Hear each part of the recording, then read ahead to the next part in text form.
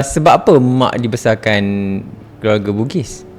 Dulu-dulu kalau di Johor ni memang ramai tau anak-anak orang Cina Ya. yang diberi pada keluarga Bugis, diberi pada keluarga Jawa. Jadi kau tengok yang putih-putih melepak muka Cina tu memang keluarga Cina.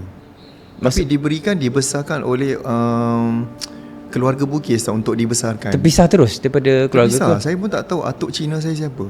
Adakah Memang tak sebabkan dulu orang kata sebab anak-anak Cina ni dikejar komunis ke apa, saya tak pasti, ke Mungkin lah, Jepun sebab ke saya tak apa. tahu sejarah tu. Tapi apa saya tengok adalah kalau di Johor ni, di Pontian, hubungan orang Bugis, orang Jawa dengan Cina ni sangat akrab.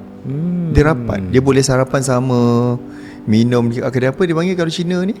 Kopitiam. Kopi tiam, duduk sama kan. Atuk saya akan duduk makan roti bakar, makan nasi lemak di kedai Cina. Dan saya rasa kawan atuk saya lebih ramai Cina daripada Melayu. Oh ya.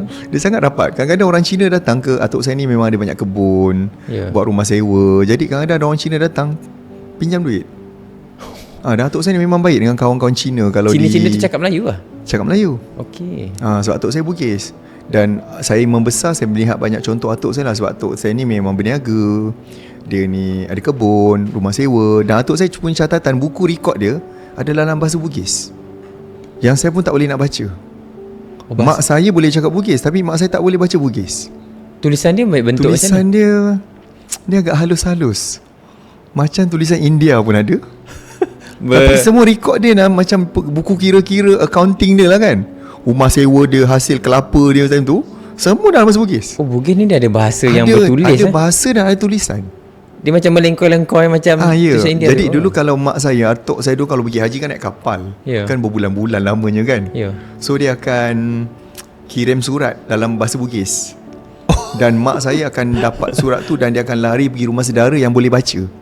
Sebab mak saya tak boleh baca. Tulisan tu tak boleh, kita tak boleh nak baca. Oh, pergi haji utus surat. Dia utus sebab surat dulu naik kapal lah. Naik kapal, dulu pergi kapal kan lama. Jadi mak saya kan rindu sebab atuk saya dan nenek saya ni dia tak, anak dia seorang je.